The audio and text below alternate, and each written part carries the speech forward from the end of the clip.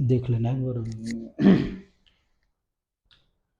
तो आज मैं करा रहा हूँ जो एटम का रिमेनिंग पार्ट है वो करा रहा हूँ, जिसमें क्या था, हमने रदरफोर्ड स्कैटरिंग कराना था और सेकंड में क्या कराना था, क्लोजेस्ट अप्रोच।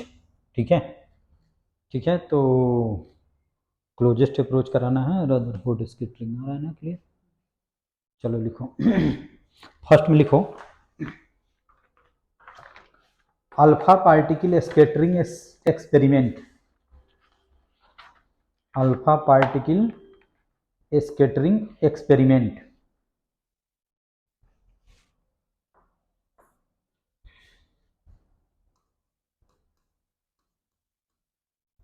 अल्फा पार्टिकल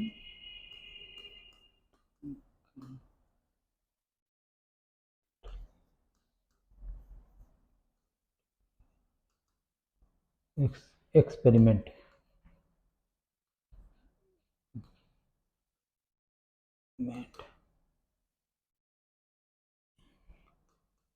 इसी को तुम पढ़ रहे हो, रदरफोर्ड वाइल्ड फाइल एक्सपेरिमेंट, समझ गया ना। जैसे इसमें ऐसे बनाया हुआ है,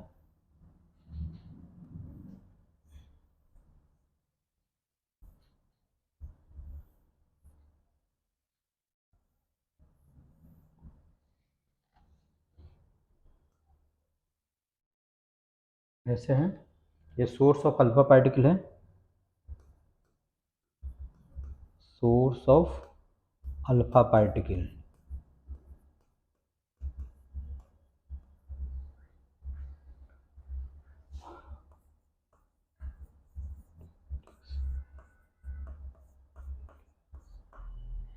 लीड ब्रिक्स है,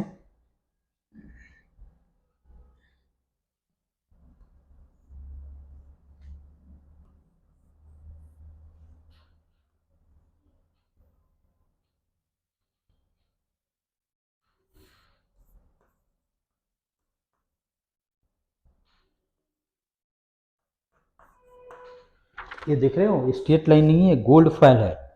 जैसे अगर इसको मैं ऐसे दिखाऊं तो कैसे दिखेगा, स्ट्रेट लाइन ही दिखेगा। जैसे गोल्ड फाइल क्या होता है, बहुत ही थिन होता है। तो जैसे मान लो कि ऐसे मैं इसको दिखाऊं, जैसे गोल्ड फाइल ऐसे है, ऐसे है, तो ये अगर देखोगे तो कैसे दिखेगा, स्ट्रेट लाइन नहीं दिखेगा। तो इसी तरह से ये गोल्ड फाइल क्या है, कुछ ऐसे रखा हुआ है। ठीक है, ऐसे रखा हुआ है, गोल्ड फाइल को हमने ऐसे रखा हुआ है। तो ये जस्ट स्ट्रेट लाइन दिखाई दे रहा है। अगर इस पार्ट इसको देखेंगे तो कैसे दिखाई देगा, स्ट्रेट लाइन नहीं दिखाई देगा। उसी तरह से गोल्ड फाइल है। ठीक है। अच्छा, ये लीड ब्रिक्स क्यों लगा है,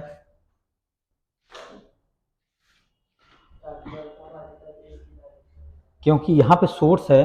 तो अल्फा अल्फा पार्टिकल क्या होगा, एक स्टीम के फॉर्म में ऐसे ऐसे ऐसे होगा। ठीक है, और जो भी अल्फा पार्टिकल ऐसे जाएगा या ऐसे जाएगा या ऐसे जाएगा, वो सभी क्या हो जाएगा, एब्जॉर्ब हो जाएगा भाई लीड ब्रिक्स। ठीक है, जैसे ऐसे हम करते हैं,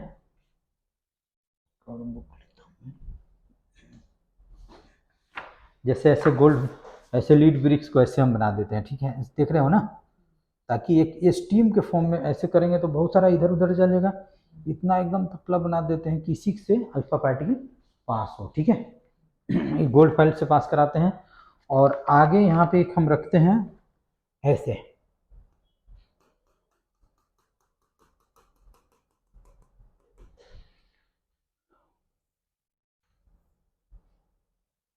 एक ये है ZnS zinc sulphide screen,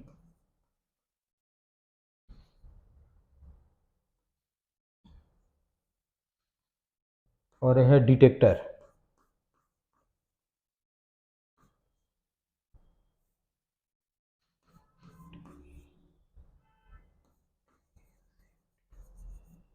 detector है। ठीक है, ZnS जिंक सल्फाइड का हम स्क्रीन क्यों रखें, सुनो मैं बताता हूँ।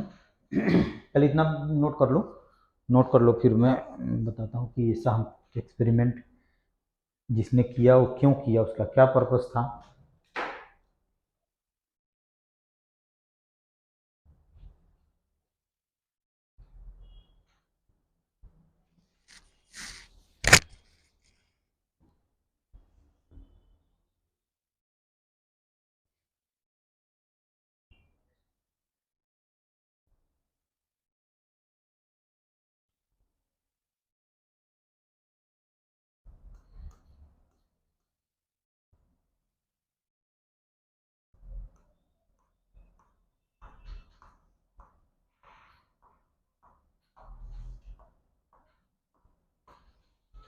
समझ गए?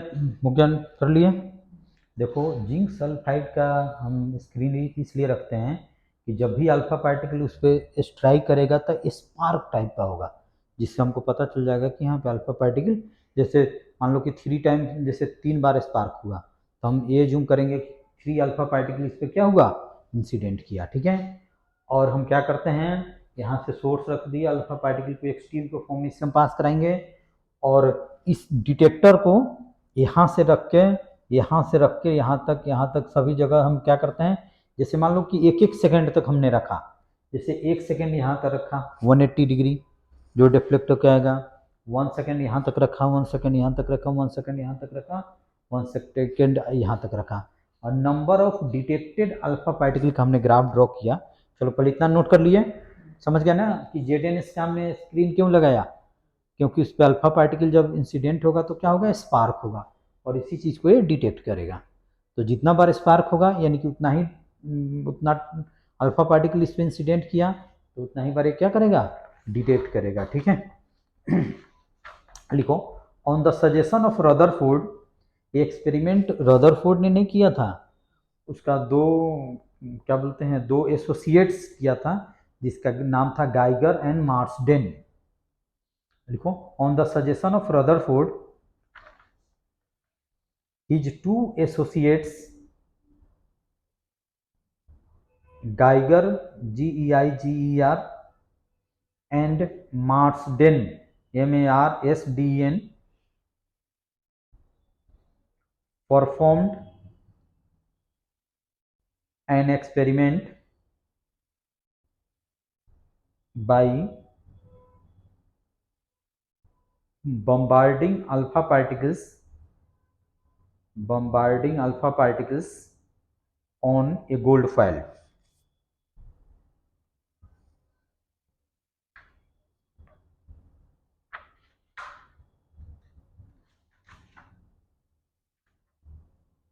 गोल्ड फॉइल, ठीक है, तो ऐसा किया कि यहाँ पे हमने अल्फा पार्टिकल को सोर्स रख दिया, यहाँ पे लीड ब्रिक्स लगा दिया ताकि इससे जो अल्फा पार्टिकल जाए वो क्या हो जाए, एब्जॉर्ब हो जाए।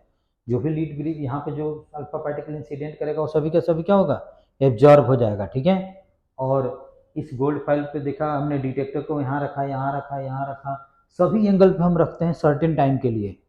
ठीक है, और number of detected alpha particle versus angle का भी ग्राफ हम ड्रॉ करेंगे। तो पहले क्या ऑब्जर्व हुआ हम ये पता करते हैं। पहले जो ऑब्जर्व हुआ लिखो, observations.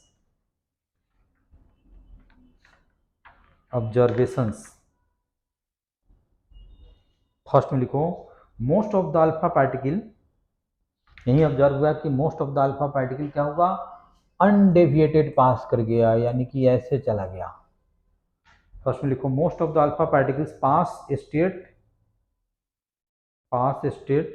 Through the gold file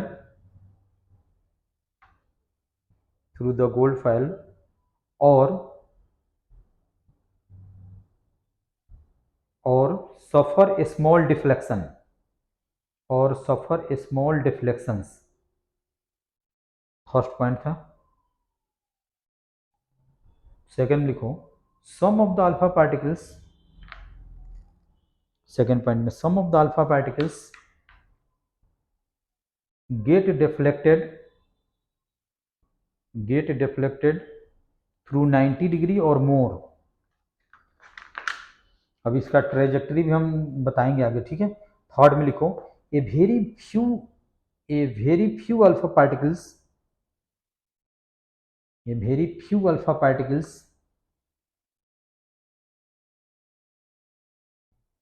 gets rebounds from the gold foil.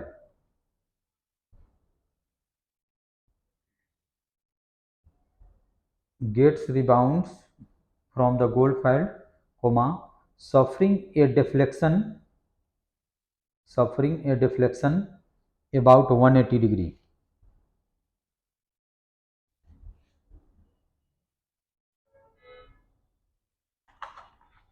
ठीक है, और इसका ग्राफ एक ड्रॉ किया गया है ऐसे, ये है कैपिटल एन और ये है थीटा। ठीक है, कैपिटल एन क्या है, number of particles scattered, scattered का मतलब क्या हुआ, अपने पाथ से जो डिविएट किया, ये है number of particles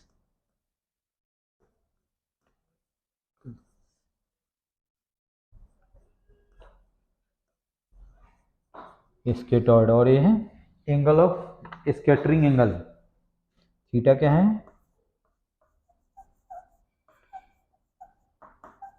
scattering angle, ठीक है, थीटा क्या है, स्कैटरिंग एंगल। और इसका ग्राफ कुछ ऐसे आता है,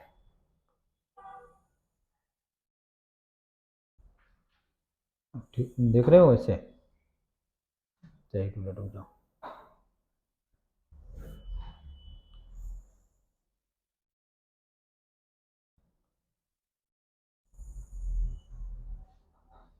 ऐसे, ये है तुम्हारा, ये है तुम्हारा 10⁻7, इसी तरह से 10⁻, यहाँ पे लिख दो 5, यहाँ पे लिख दो 10⁻2, 10⁻3, 10⁻4, ये सब लिखना ज़रूरी नहीं है। और यहाँ पे थीटा लिख दो 20, और यहाँ पे लिख दो 180, यहाँ पे बीच में लिख दो 90 डिग्री, ऐसे देख रहे हो। जब एंगल यहाँ पे कितना है, 0 है, तो वहाँ पे number of scattered alpha particle कितना है, 10⁻7, और यहाँ पे कितना 180, तो 10 कितना है 2 है, 100, यानी कि अनडेविएटेड कितना गया 10⁻7, और कितना रिबाउंड्स कितना हुआ, नियरली 100 या 100 से कम, ठीक है। और ये सभी क्या हुआ, जैसे 90 डिग्री से इतना डेविएट किया 10⁻3 मान लो, समझ रहे हो ना। इसका तो ये ऐसे होता है, चलो इसको नोट कर लो।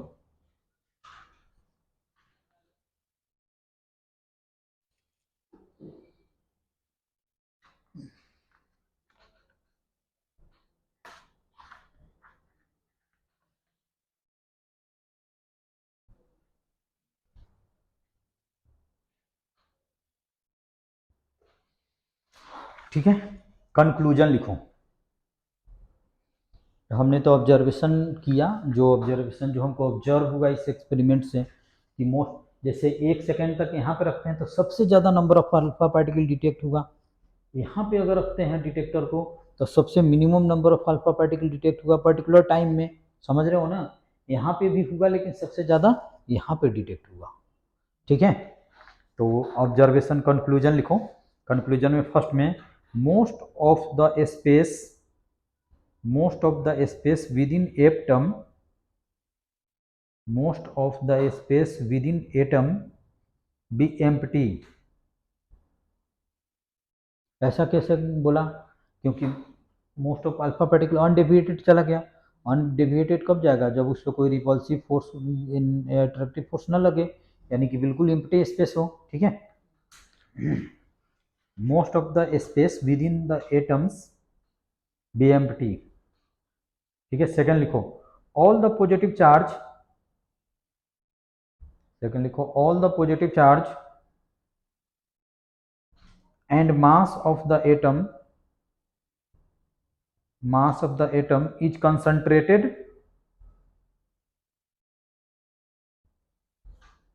is concentrated in a very small region, in a very small region called nucleus, called nucleus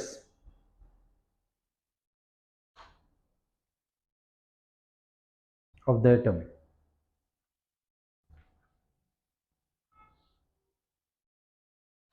ये कैसे पता चला कि इसका जैसे positive charge and mass of the atom is concentrated very small region and, ये कैसे पता चला। जैसे मान लो कि, जैसे मान लो कि ये तुम्हारा एक एटम है ना, और यहाँ पे न्यूक्लियस क्या होता है, ऐसे होता है, ठीक है।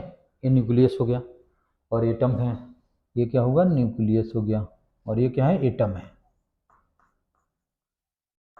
ठीक है। तो जैसे मान लो कि हमने 1000 अल्फा पार्टिकल को कराया तो ये कुछ ऐसे चला गया, यहाँ से कराया तो कुछ ऐसे चला गया, है ना, यहाँ से कराया तो कुछ ऐसे गया, और यहाँ से ये क्या होगा, अनडेविएटेड चला गया, ये क्या होगा, अनडेविएटेड चला गया, यहाँ के बाद में क्या होगा, ये सभी अनडेविएटेड चला गया, और जो ऐसे गया वो क्या होगा, रिबाउंस बैक हो गया, ऐसे गया, यानी कि बहुत ही कम अल्फा पार्टिकल रिबाउंस बैक किया। तो इसका मतलब क्या होगा, बहुत ही इसमें जो यहाँ से अल्फा पार्टिकल क्या होता है, पॉजिटिवली चार्ज, और न्यूक्लियस भी क्या पॉजिटिवली चार्ज, तब तो रिबाउंस करेगा। तो रदरफोर्ड या गाइगन मार्शल ने एक सोचा कि ये स्मॉल पार्टिकल ही रिबाउंस बैक हो रहा है, यानी कि पार्टिकल जो एटम का मास है और चार्ज है वो स्मॉल वॉल्यूम में ही कंसंट्रेटेड है। अदरवाइज अगर लार्ज वॉल्यूम में होता तो large number of alpha particles क्या होता, रिबाउंस बैक कर जाता, ठीक है। और सम अल्फा पार्टिकल, अब जैसे मान लो अगर सिर्फ मास होता, सिर्फ मास होता, यहाँ से मास, अगर मान लो कि इसमें सिर्फ मास होता तो यही अल्फा पार्टिकल क्या होता है, रिबाउंस बैक होता, समझ रहे हो ना, ठीक है।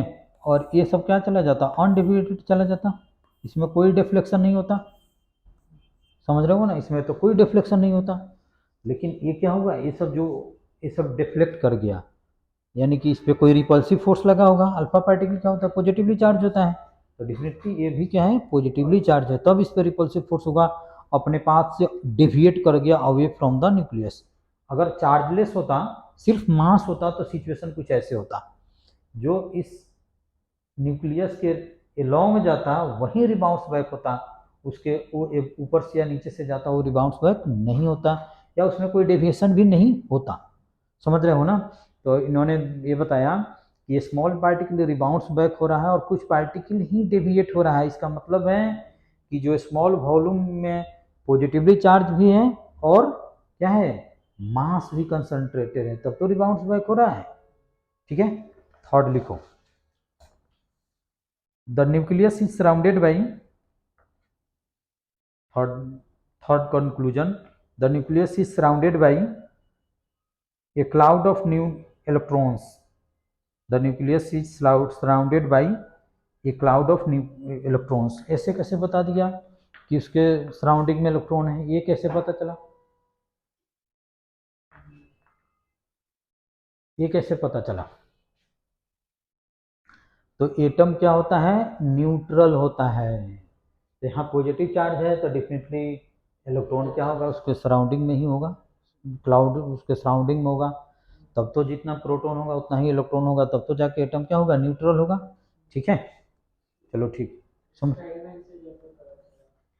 कौन, तो वही कहे ना, एक्सपेरिमेंट से ये पता, जैसे पॉजिटिवली चार्ज पता चल गया, और एटम में जो होल क्या होता है, न्यूट्रल होता है, तो डेफिनेटली यहाँ पे निगेटिव चार्ज तो कहीं ना कहीं होगा। तो उन्होंने बताया कि इसके चारों तरफ एक जो क्लाउड जैसा फॉर्म होता है उसको हम बोलते हैं क्या, इलेक्ट्रॉन क्लाउड बोलते हैं, और इलेक्ट्रॉन वहाँ का होता है, ठीक है।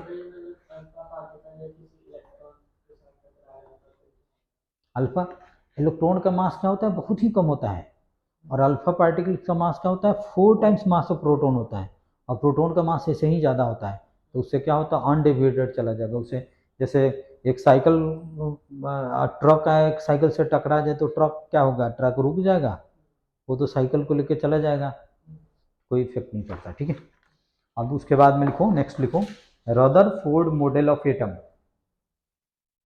अब एक्सपेरिमेंट करने के बाद में ऑब्जर्वेशन जो हुआ उसके बेसिस पे रदरफोर्ड ने एटम का मॉडल दिया, ये एटम क्या है, उसमें कैसे कैसे उसका कंपोजिशन होता है। सबसे पहले किसने दिया था, जे थॉमसन ने दिया था। उसके बाद में तो सबने बताया था कि जे थॉमसन ने बताया था क्या, एटम क्या होता है, एक स्फेरिकल शेप का होता है, जो जिसमें प्रोटॉन क्या होता है, यूनिफॉर्मली डिस्ट्रीब्यूटेड होता है, और इलेक्ट्रॉन क्या होता है, एम्बेडेड होता है, just like a seed of watermelon, ठीक है। और इस तरह से वो इम्बेडेड होता है ताकि उस पर नेट फोर्स कितना हो जाए, 0 हो जाए, यानी कि दो इलेक्ट्रॉन के बीच में जो फोर्स लगेगा वो प्रोटॉन को बीच जो एट्रैक्टिव फोर्स करेगा उसको बैलेंस करेगा, ठीक है। अच्छा चलो वो तो हमने बता दिया था। अब लिखो Rutherford's model of an atom, ठीक है। On the basis of alpha particle scattering experiment लिखो, on the basis of alpha particle scattering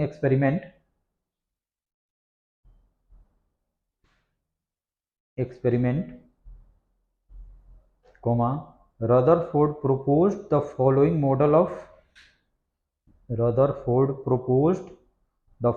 model of an atom.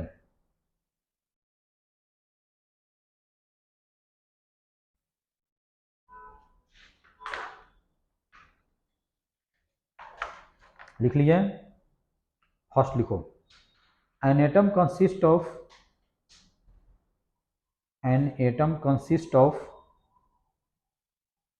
a small and massive central core.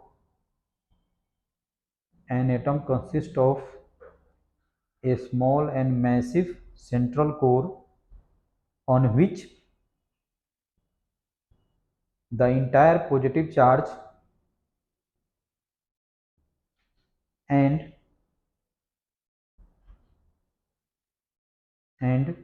almost the whole mass of the atom are concentrated. Full stop. लिखो, this core is called nucleus. समझ गए? जो atom consists of a small and massive central core on which the entire positive charge and almost whole mass of the atom are concentrated. जैसे proton का मास ही तो लेते हैं, electron का मास क्या होता है? नेग्लिजिबल होता है, बहुत कम होता है. सेकेंड लिखो, the size of nucleus, bracket में लिखना ऐसे approximately 10⁻⁻15 metre.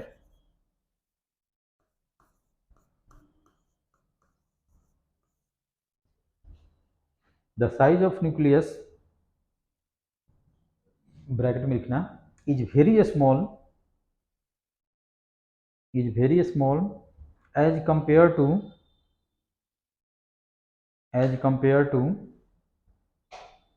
the size of atom.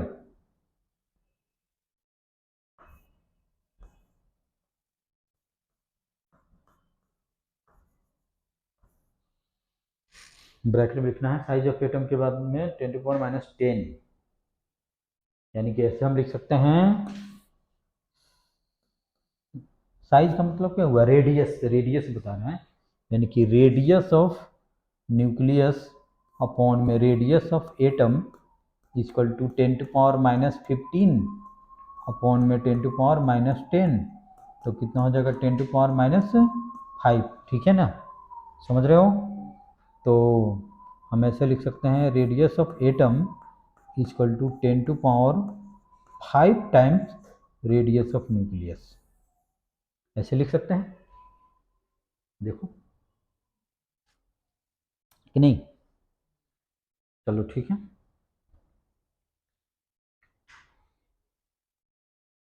Next लिखो, the nucleus is surrounded by,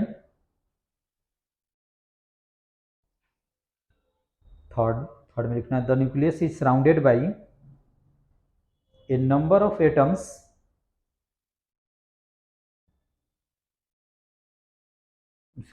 the nucleus is surrounded by a number of electrons. Atoms नहीं, the nucleus is surrounded by a number of electrons so that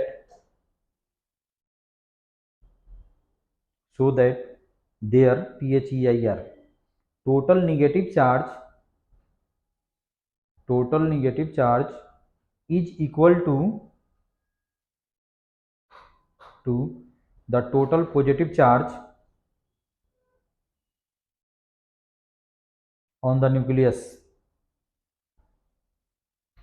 and the atom as a whole is neutral.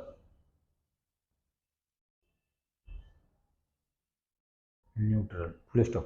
Next लिखना, the electrons revolves around the nucleus. The electrons revolve around the nucleus in different orbits, just like just as planets revolve around the sun. समझ गए? तो ये Rutherford ने से दिया था, ठीक है। उसके बाद मैं नेक्स्ट लिखूं, ये सब जो मेन टॉपिक है वो कवर करा दिया हूँ। मेन टॉपिक है हाइड्रोजन स्पेक्ट्रम, जेईई नीट के लिए सबसे इम्पोर्टेंट है। और मैं जब क्वेश्चन कराऊंगा तो उसमें देख लेना कि 90% स्पेक्ट्रम से क्वेश्चन है और 10% इससे है और अदर टॉपिक से है, 90% उसी से है। उसके बाद में लिखो limitations or shortcomings of Rutherford atomic model.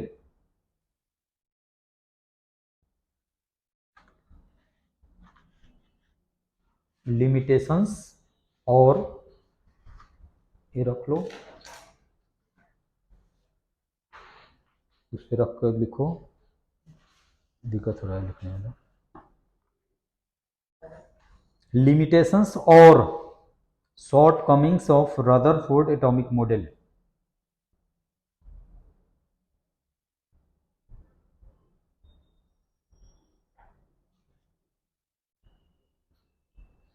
First में लिखो, पहले लिखा देता हूँ फिर समझाता हूँ, इसमें दो है, उसके बाद में फिर मैं समझाता हूँ, ठीक है। फर्स्ट में लिखो, according to Rutherford model, electron orbiting around the nucleus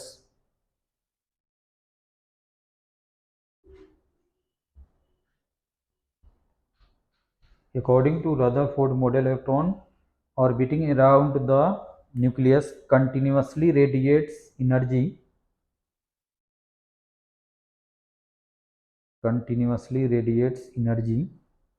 due to acceleration.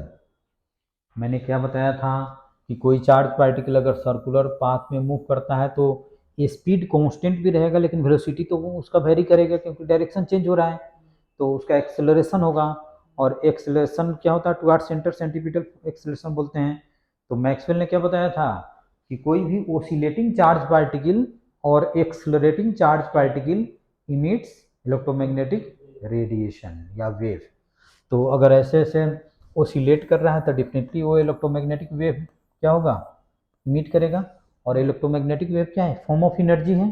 तो ये किससे एनर्जी ऑब्जर्व करेगा, अपने सोर्स से।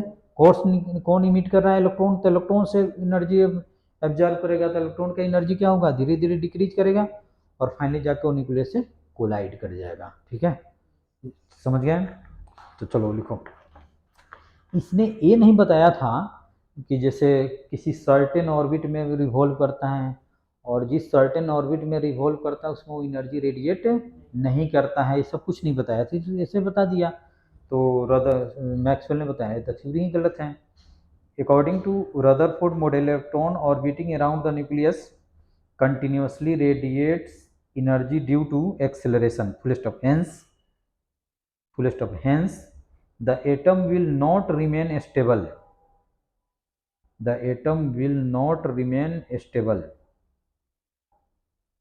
full stop। लिखो, the frequency of electromagnetic wave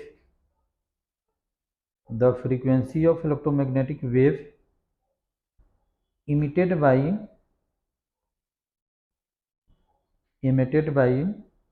revolving electron is equal to the frequency of revolution। ये तो हमने बताया भी था कि अगर मान लो कि ये इलेक्ट्रॉन ऐसे ऐसे रिवॉल्व कर रहा है, इसका फ्रीक्वेंसी मान लो कि न्यू है, तो इससे जो इलेक्ट्रोमैग्नेटिक वेव रेडिएट होगा तो उसका भी फ्रीक्वेंसी क्या होगा, न्यू होगा। The frequency of electromagnetic wave emitted by the revolving electron is equal to the frequency of revolution frequency of revolution of, ठीक है, फुल स्टॉप। लिखो सेकंड में लिखो ना, सेकंड लिमिटेशन, एज इलेक्ट्रॉन ए स्पाइरल इनवर्ड्स। देखो हमने hydrogen spectrum में बताया था कि हमने हाइड्रोजन को क्या किया, हीट किया या उस पर लाइट इंसिडेंट किया, तो सभी क्या हुआ, ग्राउंड स्टेट से एक्साइटेड स्टेट में चला गया। विद इन 10⁻⁶ सेकेंड वो सभी क्या हो जाएगा, ग्राउंड स्टेट में आ जाएगा। तो उससे लार्ज नंबर ऑफ प्रोटॉन निकलेगा। जैसे हमने बताया कि थर्ड से उसको फर्स्ट में आना है, तो उसकी 3 पॉसिबिलिटी है कि कोई इलेक्ट्रॉन थर्ड से फर्स्ट में डायरेक्ट आ जाए, कोई थर्ड से सेकंड में आए, फर्स्ट में आए। इस तरह से लार्ज नंबर ऑफ हमको क्या मिला, फोटोन मिला। जब सारे फोटोन के इलेक्ट्रॉन वेवलेंथ को हमने मेजर किया तो कुछ ऐसे आ रहा था, यहाँ पे 91, 122 या 121 जो भी है, इस रीजन में लार्ज नंबर ऑफ क्या हो रहा था, फोटोन मिल रहा था। ये था 365 से लेके 656, इस बीच में भी लार्ज नंबर ऑफ फोटोन मिल रहा था। और ये क्या था, 820 से लेके 1875 नैनोमीटर, इस बीच में लार्ज नंबर ऑफ फोटोन मिल रहा था। और भी है, ठीक है। इससे पहले ने कोई नहीं फोटोन, इससे पहले कोई नो फोटोन, यहाँ भी नो फोटोन और यहाँ भी नो फोटोन, ठीक है। इस बीच में इस यानी कि इस वेवलेंथ के कोई फोटोन नहीं मिला, ठीक है। तो इसमें देखना, इसमें क्या लिखा हुआ है, as electron spiral inwards,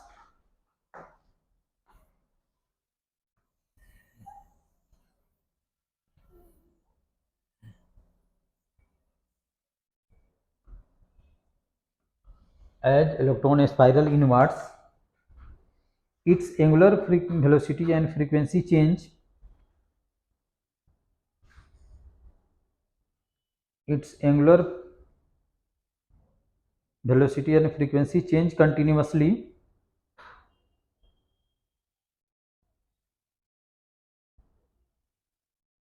continuously, therefore it emit a continuous spectrum.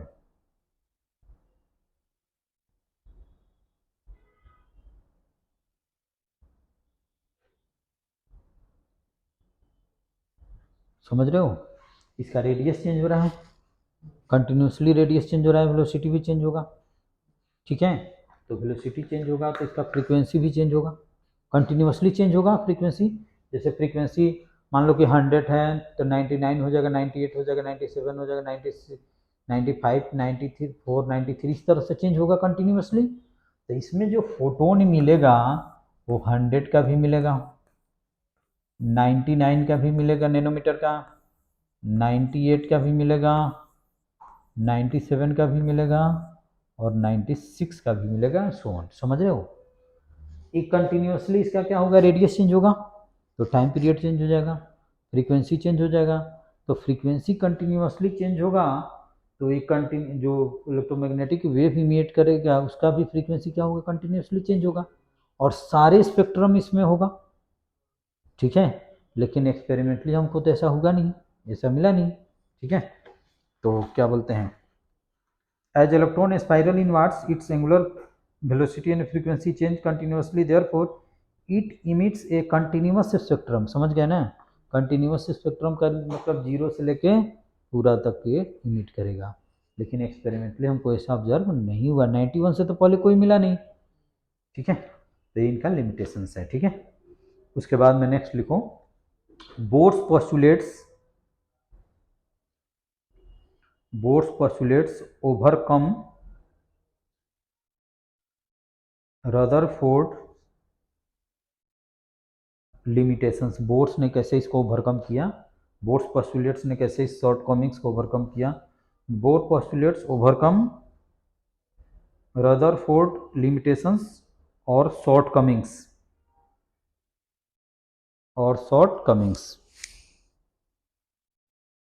First में लिखो, वही जो पोस्टुलेट्स दिया था कि सर्टेन स्टेबल ऑर्बिट में मूव करता है, उसमें एनर्जी वो रेडिएट नहीं करता है। फर्स्ट में लिखो, bore stated that Bohr stated that electron revolves around a nucleus. Electron revolves around a nucleus in certain orbits without the emission of radiant energy.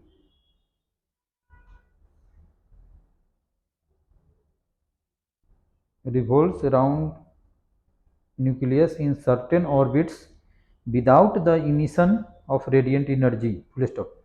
देखो these orbits are called stationary orbits.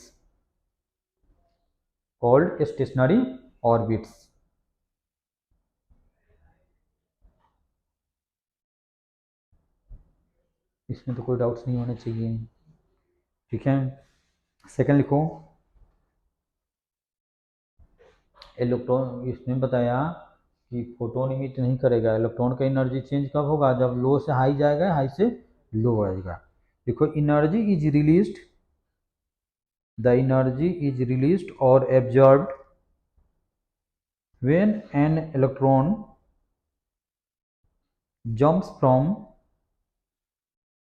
jumps from one stationary orbit to another.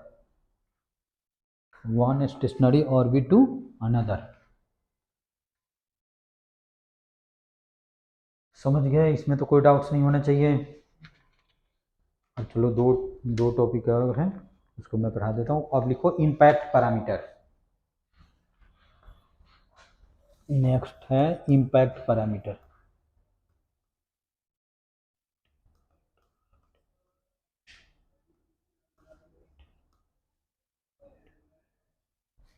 उसको denote करते हैं small b से, impact parameter. और impact parameter है क्या? देखो जैसे मान लो कि ये न्यूक्लियस हो गया, ठीक है।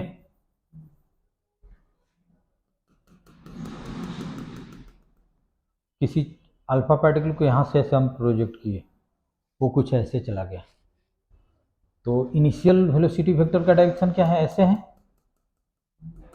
समझ गया ना। और सेंटर ऑफ न्यूक्लियस ऐसे है, समझ रहे हो। तो इसके बीच का जो डिस्टेंस है उसी को हम बोलते हैं इम्पैक्ट पैरामीटर। समझ गए? चलो लिखो, it is the perpendicular distance of initial velocity vector. Initial velocity, जैसे अल्फा पार्टिकल को यहाँ से हमने प्रोजेक्ट किया और सेंटर ऑफ न्यूक्लियस ये लाइन है, दोनों लाइन के बीच जो परपेंडिकुलर डिस्टेंस होगा उसी को हम बोलते हैं इम्पैक्ट पैरामीटर। उसको बी से डिनोट करते हैं।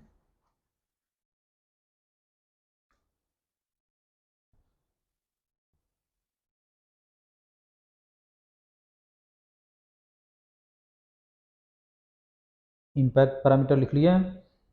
लिखो, it is the perpendicular distance of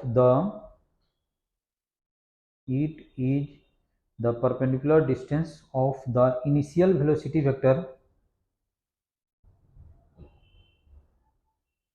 of the alpha particle from the center of nucleus और इसी फिगर को बनाना है। इनिशियल, जैसे ये पार्टिकल तो ऐसे चला गया है ना, लेकिन इनिशियल वेलोसिटी वेक्टर का डायरेक्शन क्या था? ऐसे था। जैसे मान लो कि कोई पार्टिकल को ऐसे हमने प्रोजेक्ट किया, ऐसे, ये कुछ ऐसे चला गया, ठीक है। अल्फा पार्टिकल को प्रोजेक्ट किए तो इनिशियल वेलोसिटी वेक्टर का डायरेक्शन क्या हो जाएगा? ऐसे हो जाएगा। और सेंटर ऑफ न्यूक्लियस क्या हो जाएगा? इससे हो जाएगा। तो इसके बीच का जो डिस्टेंस है उसी को इम्पैक्ट पैरामीटर बोलते हैं।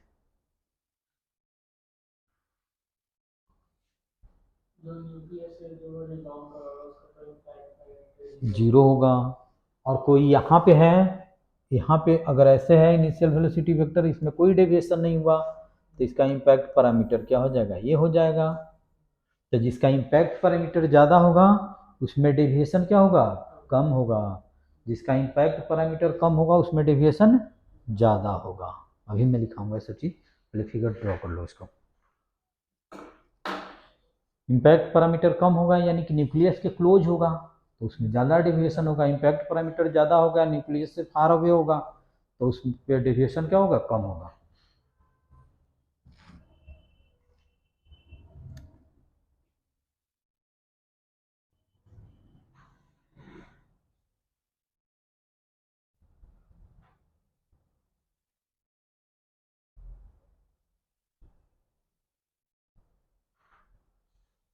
हो गया।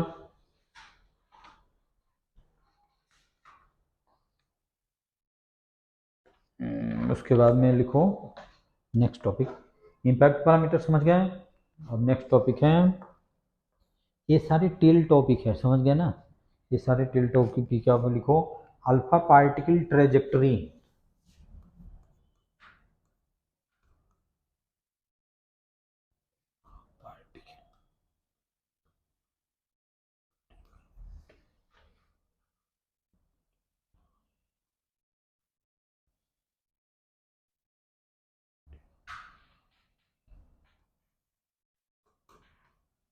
अल्फा पार्टिकल ट्रेजेक्टरी, ठीक है।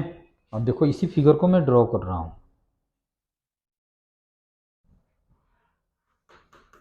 जैसे अभी तो मैंने ड्रॉ ही किया था।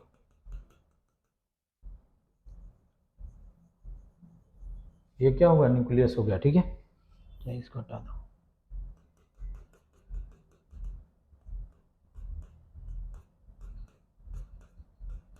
ऐसे हो गया, ठीक है।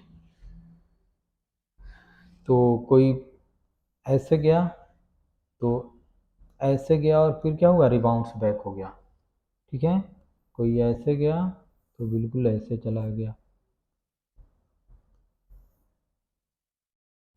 कोई ऐसे चला गया, ठीक है। कोई ऐसे गया तो ये ऐसे चला गया, कोई ऐसे गया तो ये अनडेविएटेड चला गया, और कोई ऐसे गया तो ये ऐसे चला गया, और ऐसे गया तो ये अनडेविएटेड चला गया, ठीक है। ऐसे, तो जिसका इम्पैक्ट पैरामीटर क्या है, कम है, उसमें डेविएशन ज़्यादा है। चलो लिखो, ड्रॉ कर लिए। और ये क्या है तुम्हारा, एटम है, और ये तुम्हारा क्या है, न्यूक्लियस है, न्यूक्लियस।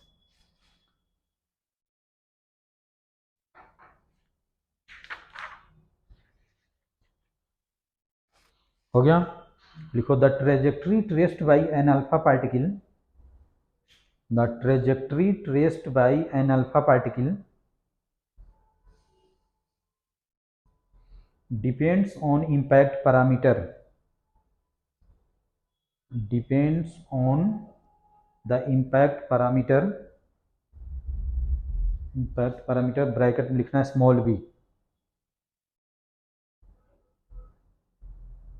भी नहीं, बी बी, बी पर बॉल, जैसे अभी लिखा था ना इम्पैक्ट, इम्पैक्ट पैरामीटर में बी लिखा था, impact parameter of collision, paragraph change करके लिखना।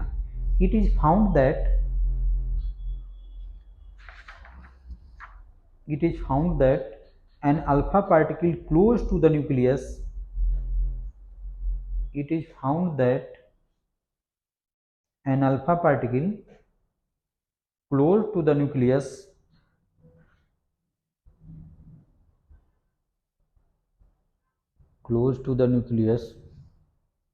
ब्रैकेट में लिखना, a small impact parameter,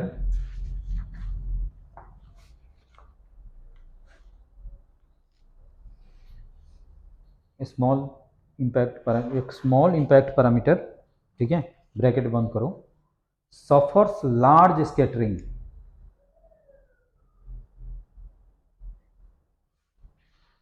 full stop.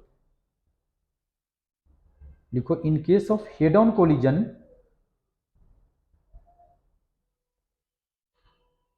head on collision, comma, the impact parameter is minimum, impact parameter is minimum, bracket में ऐसे लिखना है, impact parameter is minimum and alpha particle rebounds back and alpha particle rebounds back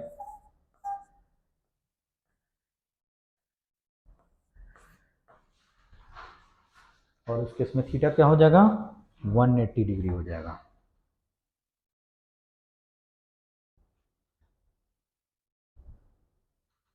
full stop लिखो। For a large impact parameter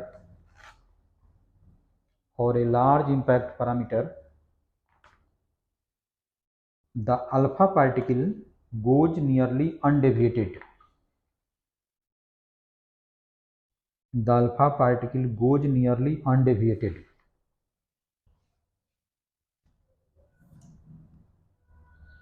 Nearly undeviated.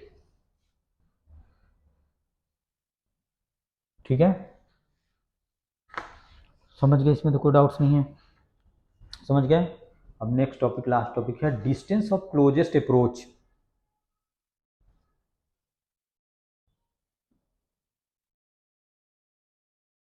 Distance of closest approach.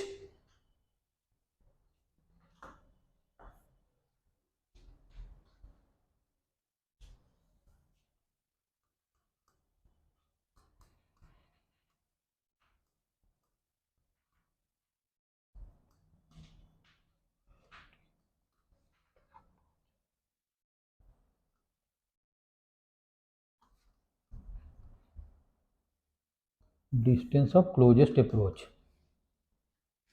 जैसे जैसे मान लो कि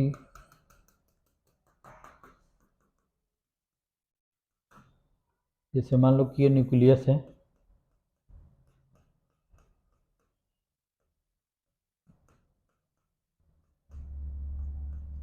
ऐसे न्यूक्लियस है, ठीक है। यहाँ पे मान लो कि जैसे न्यूक्लियस का साइज क्या होता है 10⁻⁻15। तो अगर 1 मीटर से या 50 सेंटीमीटर से भी हम प्रोजेक्ट करें तो उसके रेडियस के कंपेयर में क्या है बहुत ज़्यादा डिस्टेंस है, यानी कि इन्फिनाइट हम मान सकते हैं। तो जैसे मान लो कि अल्फा पार्टिकल है और ये क्या है प्लस प्लस है, अल्फा पार्टिकल है, इसका मान लो कि काइनेटिक एनर्जी के हमने दे दी है या वेलोसिटी मान लो कि भी दे दी है, और इसके बीच में इसका डिस्टेंस क्या है इन्फिनिटी है, क्योंकि इसके साइज के कंपेयर में 1 मीटर भी हम रख देंगे तो क्या हो जाएगा बहुत ज़्यादा डिस्टेंस हो जाएगा, ठीक है। ये इनिशियल फिगर है, ठीक है। फाइनल फिगर ये हो जाता है, जैसे मान लो कि ये न्यूक्लियस हो गया और जब अल्फा पार्टिकल यहाँ पे आ जाता है तो ये इसके बीच का डिस्टेंस मान लो कि r0 हो जाता है, और इस केस में इसका काइनेटिक एनर्जी और वेलोसिटी कितना हो जाता है 0। यही क्लोजेस्ट अप्रोच हो जाएगा। जैसे ये भी पॉजिटिवली चार्ज और ये भी क्या है पॉजिटिवली चार्ज है, तो जब इसको हम थ्रो करेंगे ऐसे तो इसके बीच में क्या होगा अट्रैक्शन होगा या रिपल्सन होगा, न्यूक्लियस और अल्फा पार्टिकल के बीच में अट्रैक्शन होगा या रिपल्सन होगा, रिपल्सन होगा। तो जैसे जैसे अल्फा पार्टिकल मूव करेगा टुवार्ड्स न्यूक्लियस तो उसका काइनेटिक एनर्जी और वेलोसिटी क्या होगा डिक्रीज करेगा। एक ऐसा इंस्टेंट आएगा जब उसका काइनेटिक एनर्जी और वेलोसिटी क्या हो जाएगा 0 हो जाएगा। उसके बाद में ड्यू टू रिपल्सन ये क्या होगा फिर इस डायरेक्शन में रिबाउंस कर जाएगा। तो यही जो डिस्टेंस हो जाएगा जहाँ पे काइनेटिक एनर्जी और वेलोसिटी 0 हो गया उसी को हम बोलते हैं क्लोजेस्ट अप्रोच। यही डिस्टेंस क्या होता है मिनिमम होता है, समझ गए। तो इस फिगर को बना लो, फिर मैं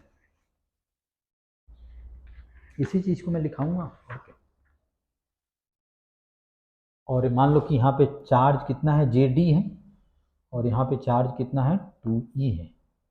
इसको मान लो कि Q1 इजकल टू ले लेते हैं और इसको Q2 इजकल टू ले लेते हैं, और यहाँ भी है Q1 इजकल टू ZE और Q2 इजकल टू कितना हो जाएगा 2E।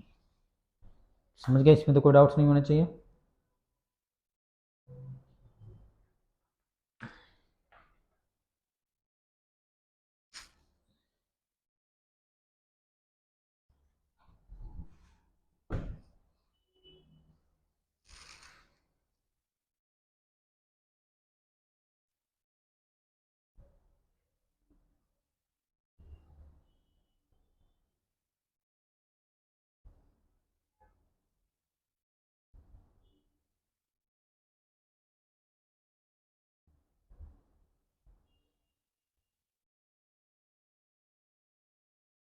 हो गया।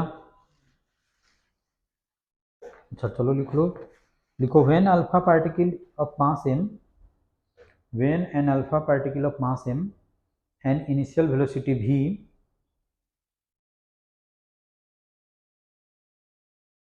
v velocity moves directed towards center of the nucleus, when an alpha particle of mass m and initial velocity v moves directly towards the center of the nucleus of an atom, it experiences repulsive force and its kinetic energy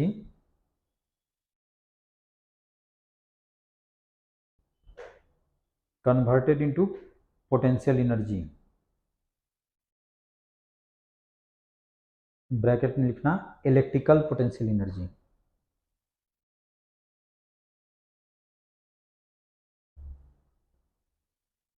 full stop. लिखो at a certain distance, at a certain distance bracket में लिखना, at a certain distance bracket में लिखना r naught from the nucleus, from the nucleus, comma the alpha particle stops, समझ रहे हो ना, due to repulsive force alpha particle stops for a moment, for a moment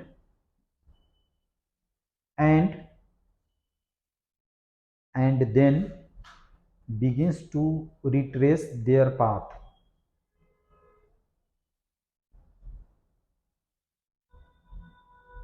full stop। देखो this distance r naught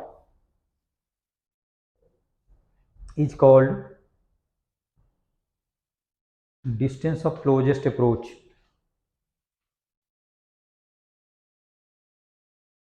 distance of closest approach. अब उसको निकालेंगे कैसे, देखो इसको निकालेंगे कैसे, तो कंजर्वेशन ऑफ एनर्जी जानते हो, sum of kinetic energy plus potential energy is constant, यानी कि sum of initial kinetic energy plus potential energy equal to sum of final kinetic energy plus potential energy. तो यहाँ से लिखो by conservation of energy,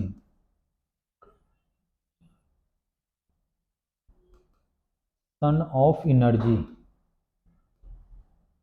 by conservation of energy kinetic energy initial plus potential energy initial equal to kinetic energy final plus potential energy final. ये कितना हो जाएगा half M we square, potential energy कितना हो जाएगा के जेड ई 2e upon में कितना हो जाएगा इन्फिनिटी, के Q1 Q2 अपॉन में आर होता है ना, और फाइनल काइनेटिक एनर्जी कितना हो जाएगा 0, और फाइनल पोटेंशियल एनर्जी कितना हो जाएगा के जेड ई न्यूक्लियस पे charge 2e proton alpha particle पे चार्ज अपॉन में आर नॉट। इसमें तो कोई डाउट्स नहीं होना चाहिए। तो इस आर नॉट को हमने लिख दिया क्या, के क्या है 1/4 Z E into 2e upon में कितना हो जाएगा हाफ एम वी स्क्वायर, ये आ जाएगा। ठीक है, एक बार नीट में भी क्वेश्चन पूछा हुआ है, तो देखो R naught is inversely proportional to M, यही नीट में पूछा हुआ है कि जो क्लोजेस्ट डिस्टेंस है वो किसके प्रोपोर्शनल टू है, और यही करेक्ट ऑप्शन है। तो आर नॉट इज 1 अपॉन में वी स्क्वायर, अगर वेलोसिटी को डबल कर देंगे तो ये कितना हो जाएगा 1/4 हो जाएगा। ठीक है, तो इस टाइप से है, 4 ऑप्शन इसी टाइप से था। यहाँ यूनिट मीटर होगी। ठीक है, और आर नॉट की वैल्यू हम कैसे निकाल सकते हैं, आर नॉट हो जाएगा 1/4 पाई एप्सिलॉन नॉट, है ना, जेड ई, और ये हो जाएगा 2e अपॉन में कितना हो जाएगा हाफ एम वी स्क्वायर, और ये गिवन वैल्यू हो तो इजीली हम उससे फाइंड कर सकते हैं। ठीक है। ये हो जाएगा। अब गोल्ड फाइल के लिए जेड कितना होता है, 79 होता है। गोल्ड का कितना होता है, जेड 79 होता है। तो सब पुट करके हम निकाल सकते हैं, ठीक है। तो चलो इसमें अगर कोई डाउट्स है तो पूछो। तो आज हमने सारा थ्योरी करा दिया, ठीक है। हमने ये एटम पूरा कंप्लीट करा दिया, पूरा थ्योरी करा दिया। अब नेक्स्ट क्लास में यानी कि ट्यूसडे को हम क्या करेंगे, एटम का क्वेश्चन कराएंगे, एक्सरसाइज और एनसीईआरटी, और प्रीवियस ईयर क्वेश्चन कराएंगे, क्योंकि एनसीईआरटी में ज़्यादा क्वेश्चन नहीं है, मुश्किल से 10 या 12 क्वेश्चन ही है, ठीक है। तो नेक्स्ट क्लास में हम क्या करेंगे, ट्यूसडे को इसके एनसीईआरटी के क्वेश्चन कराएंगे, इसलिए एनसीईआरटी लेकर आना है और प्रीवियस ईयर क्वेश्चन में कराऊंगा, ठीक है। तो बस इतना ही। बुकलेट को ट्यूसडे